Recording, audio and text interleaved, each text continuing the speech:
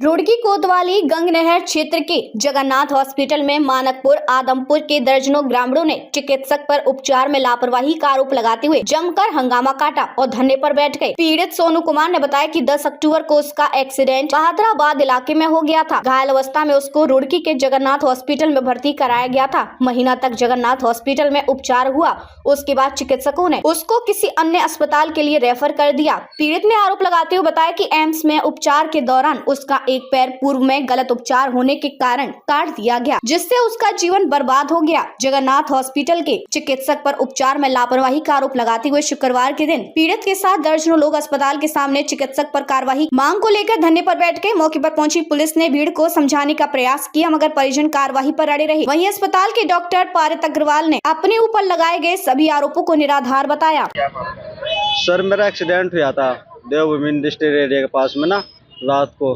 तो डॉक्टर का यहाँ पे रात को हमने 26 तारीख में एडमिट कर दिया था करीबन 10-11 बजे के आसपास। उसके बाद में अगले दिन उन्होंने संडे वाले दिन उन्होंने ऑपरेशन कर दिया। ऑपरेशन करने के बाद में इन्होंने छुट्टी कर दी मेरी 29-30 तारीख के आसपास। छुट्टी करने के बाद में उन्होंने फिर मेरे को बोल दिया कि आप पट्टी करवाने के लिए आना। जगन्नाथ हॉस्पिटल है जी, चौ मंडी के पास में, गौशाला के बराबर में जी। तो हमने मतलब जितना उन्होंने बोला पेमेंट भी दिया, कैश में हुआ सारा काम हमारा। उसके बाद में फिर इन्होंने मैं पट्टी करवाने के लिए बोलते रहे। दूसरी पट्टी में मेरा पैर काला निकल गया।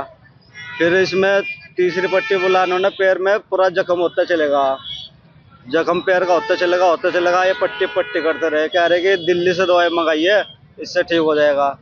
फिर उन्होंने 25 नवंबर को मना कर दिया।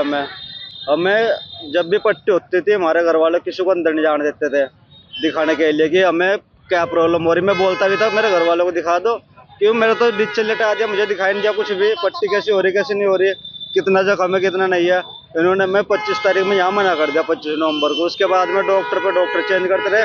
हमने ना 20 बार बोला कि हमें कहाँ जाना कहाँ नहीं जाना, फोन भी उठाना बंद कर दिया इन्होंने हमारा। डॉक्टर की लापरवाही इतनी रही कि अगर दूसरी पट्टी मुझे बोल देते हैं कि आप किसी और सेंटर पे दिखा लो, हाइपर सेंटर पे दिखा लो, तो हम वहाँ दिखा लेते हैं। अब मेरा पूरा पैर कट गया जी है। ये मैं देहरादून पैनेशिया हॉस्पिटल में कटवाया हुआ। सर, मेरी मांग तो है पूरी जिंदगी के लिए घर पे बैठ गया, कंपनी जॉब नहीं देने की मुझे, मेरा जो भी बनता हो वो दिला दो बस मुझे। मैं ये तो है नहीं कि मैं तो करोड़ों रुपए मांग रहा, मैं पूरी जिंदगी खत्म हो गया। पूरी जिंदगी मुझे कोई जॉब नहीं देने का, कोई काम नहीं देने का, कुछ नहीं देने का। हाँ जी, लापरवाही डॉक्टर साहब की। डॉक्टर साहब मुझे दूसरी तीसरी पट्टी बोल देते कि आपका पैर खराब हो चुका है, आप कहीं और दिखा लो, इसमें सेप्टिक फैल गई, कुछ भी फैल गया, पस बढ़ना स्टार्ट हो गया, तो मैं कहीं और दिखा लेता।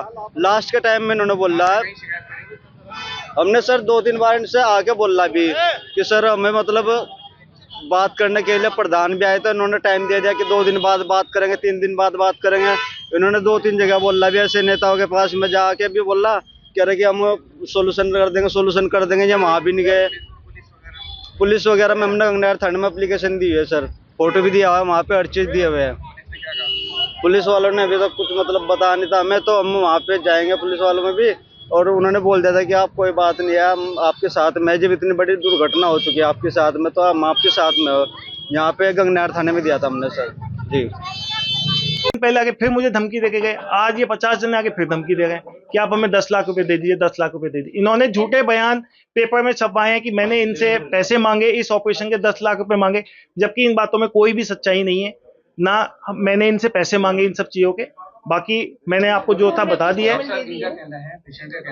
दिक्कत यह है कि अगर पेशेंट का इलाज हम अपने पास करें और ठीक ना हो तो भी हमारी गलती, और ठीक कुछ भी दिक्कत हो या तो भी हमने अपनी तरफ से जब तक कोशिश कर सकते थे जब तक करी।